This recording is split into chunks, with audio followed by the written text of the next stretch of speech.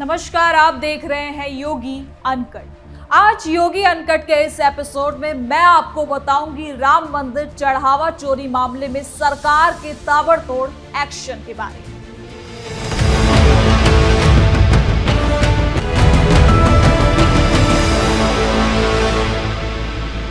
अयोध्या का राम मंदिर करोड़ों श्रद्धालुओं की आस्था का सबसे बड़ा केंद्र, लेकिन इसी मंदिर के चढ़ावे में हुई चोरी का मामला सामने आने के बाद अब जांच सिर्फ आरोपियों तक सीमित नहीं रही। जांच एजेंसियां एक एक कड़ी जोड़ रही है, क्योंकि सवाल सिर्फ इतना नहीं कि पैसा किसने निकाला, बल्कि ये भी है कि वो पैसा आखिर गया कहां।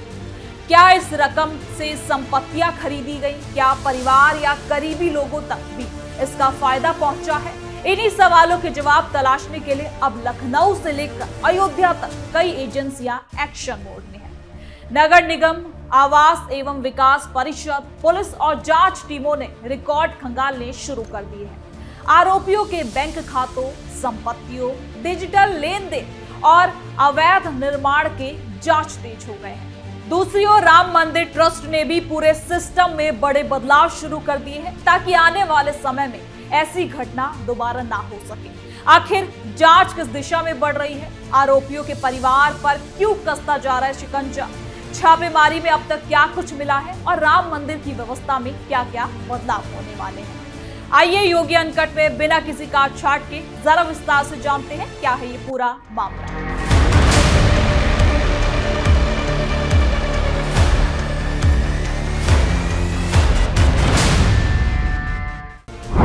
राम मंदिर केस में बड़ा एक्शन, आरोपियों के परिवार पर शिकंजा। अयोध्या राम मंदिर चढ़ावा चोरी मामले की जांच अब लखनऊ तक पहुंच चुकी है। आरोपियों और उनके परिवार के सदस्यों की संपत्तियों की बारीकी से छानबीन हो रही है। लखनऊ नगर निगम, लखनऊ विकास प्राधिकरण और आवास विकास विभाग में इनकी जमीन, मकान, फ्लैट और दुकानें तलाशी जा रही है।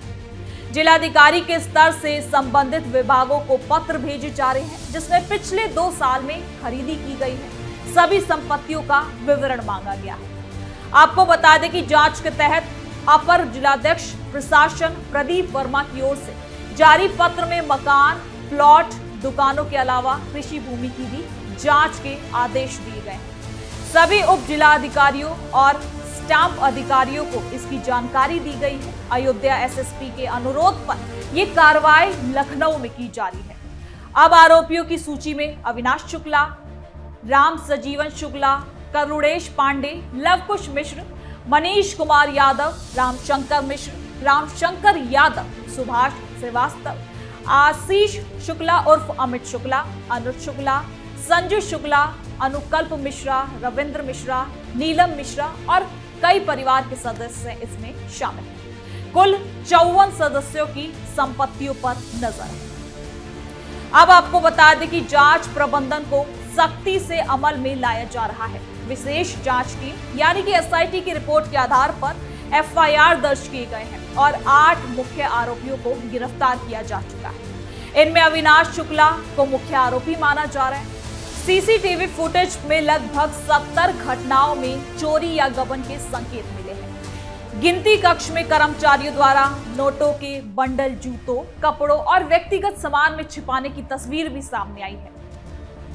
फ्रीजिंग, बायोमेट्रिक अटेंडेंस और सीसीटीवी मॉनिटरिंग जैसे एसओपी का पालन नहीं होने के सबूत भी सामने आए हैं। अब आपको बता दें कि पुलिस और एसआईटी की टीमों ने आरोपियों के घरों पर छापेमारी की। अविनाश शुक्ला के पास से सबसे ज्यादा रिकवरी की गई है, लगभग 20 लाख रुपए नकद, विदेशी मुद्रा, सोने चांदी के आभूषण और एक एसयूवी गाड़ी भी। तो वहीं अन्य आरोपियों में से कुल 79 लाख रुपए से ज्यादा की उनसे रिकवरी हुई है। फर्जी रसीदें भी बरामद की गई है। साथ ही लवकुश मिश्र, अनुकल्प मिश्रा, करुणेश पांडे और रामशंकर यादव यानी कि टिन्नू जैसे आरोपियों से पूछताछ में परिवार के सदस्यों और रिश्तेदारों के नाम भी सामने आए हैं। आपको बता दें कि टिन्नू यादव का रिश्तेदार मनीष यादव भी गिनती यूनिट में काम करता था। बैंक खातों की पड़ताल, अवैध मकान पर कार्रवाई, 29 जुलाई को अहम सुनवाई। लेकिन अब इस पूरे मामले में आरोपियों के परिवारों पर शिकंजा कसता जा रहा है। लखनऊ में संपत्ति जांच के अलावा अयोध्या में भी छापों का सिलसिला जारी है। लवकुश मिश्र के निर्माणाधीन मकान पर अयोध्या विकास प्राधिकरण की कार्रवाई तेज हो चुकी है। उनकी पत्नी सुप्रिया मिश्रा की याचिका खारिज कर दी गई है। 29 जुलाई को इस अवैध निर्माण की सुनवाई होगी। मकान महायोजन के ब्लू जोन में है, जहां आवासीय निर्माण बैन है। जांच में पता चला कि चोरी के मामले में सामने आने के बाद ही ये निर्माण किया गया है। अब परिवार के दूसरे सदस्य जैसे कि नीलम मिश्रा, खुशी, सीता, राम प्रसाद मिश्रा, राजेंद्र प्रसाद मिश्रा, उषा देवी और कईयों की संपत्तियों पर भी जांच चल रही है। बैंक रिकॉर्ड्स, ट्रांजैक्शन और आय के सोर्स की तुलना की जा रही है। कई मामलों में आय से ज्यादा संपत्ति पाई गई है। एसआईटी की रिपोर्ट में पिछले 40 से 45 दिनों में 70 घटनाओं का जिक्र किया गया है। लेकिन पुराना फुटेज ना होने से नुकसान का आकलन लगाना कहीं ना कहीं मुश्किल हो गया है। इसके साथ ही कुछ रिपोर्ट्स में कुल गबन की राशि करोड़ों रुपए भी बताई जा रही है। ट्रस्ट ने बदला पूरा सिस्टम। अब आपको बता दें कि राम मंदिर प्रबंधन में बड़े बदलाव किए गए हैं। चोरी की घटना के बाद श्री राम जन्मभूमि तीर्थ क्षेत्र ट्रस्ट ने धार्मिक व्यवस्था पूरी तरह से बदल दी। अब पूजा अर्चना, एनुअल फेस्टिवल्स की तारीख और विशेष अनुष्ठानों का फैसला 9 सदस्यीय धार्मिक समिति लेगी, जिसमें अयोध्या के प्रमुख संतों को बहुमत दिया गया है। समिति के अध्यक्ष ट्रस्ट कोषाध्यक्ष स्वामी गोविंद देव गिरी हैं। इनमें से महंत दिनेंद्र दास, महंत कमल नयन दास, महंत रामानंद दास भी ये सब लोग शामिल हैं। तो इस समिति को 5 बड़े अधिकारी भी दिए गए हैं। नित्य पूजा की निगरानी, पर्वों का निर्धारण, वैदिक अनुष्ठानों की योजना, पुजारी का प्रशिक्षण और नियुक्ति के साथ साथ संत समाज के साथ तालमेल, परमानेंट पुजारी प्रशिक्षण पाठशाला स्थापित करने का फैसला भी किया गया है। पहले ट्रस्ट और प्रशासनिक स्तर पर निगरानी होती थी, अब संतों की समिति का निर्णय सर्वोपरि होगा।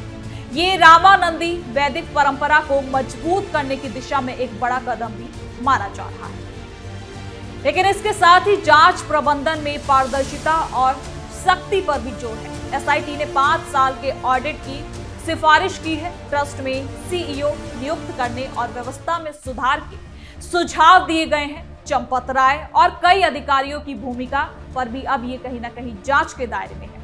आपको बता दें कि पुलिस ने कई आरोपियों को रिमांड पर लिया है और फर्जी दस्तावेज बरामद किए गए हैं। छापेमारी के दौरान नकदी, आभूषण और गाड़ी भी जब्त हो रहे हैं।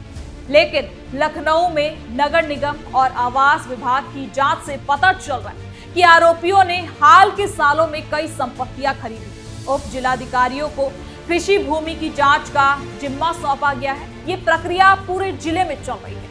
परिवार के सदस्यों पर भी दबाव पड़ रहा है, क्योंकि उनकी संपत्तियां और बैंक खाते जांच के घेरे में हैं। अब मंदिर में नई एसओपी लागू की गई है। गिनती कर्मी अब बिना जेब वाले नारंगी कपड़े पहनकर आएंगे। सीसीटीवी फुटेज की अवधि बढ़ाई गई है। फ्रीजिंग सख्त की गई है। कोई भी व्यक्ति बिना लिखित अनुमति के गिनती कक्ष में नहीं जा सकता। ये बदलाव चोरी की घटना को रोकने के लिए किया गया है।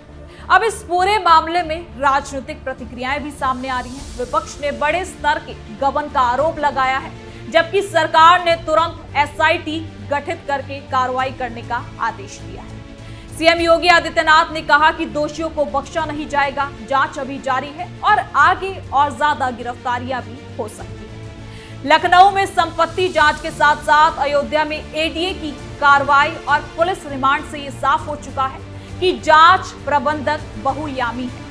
परिवारों की संपत्तियों पर शिकंजा कसने से गबन की पूरी श्रृंखला उजागर होने की उम्मीद भी जताई जा रही है। एसआईटी की पूरी रिपोर्ट और ऑडिट से मंदिर की व्यवस्था और ज्यादा मजबूत होगी। अब इस पूरे मामले ने मंदिर मैनेजमेंट की कमियों को भी सामने ला दिया है। अब संतों की भूमिका बढ़ने और ट्रेंड पुजारी की व्यवस्था से भक्तों का विश्वास एक बार फिर से बहाल होगा। पुलिस और प्रशासनिक अधिकारी लगातार अपडेट दे रहे हैं कि कोई भी दोषी बच नहीं पाएगा। छापेमारी, संपत्ति जब्ती और कानूनी कार्रवाई का सिलसिला जारी है। जांच की प्रगति की बात करें तो अयोध्या पुलिस ने 3 और आरोपियों की कस्टडी मांगी है। फर्जी रसीदों और अतिरिक्त ट्रांजैक्शन की पड़ताल हो रही है।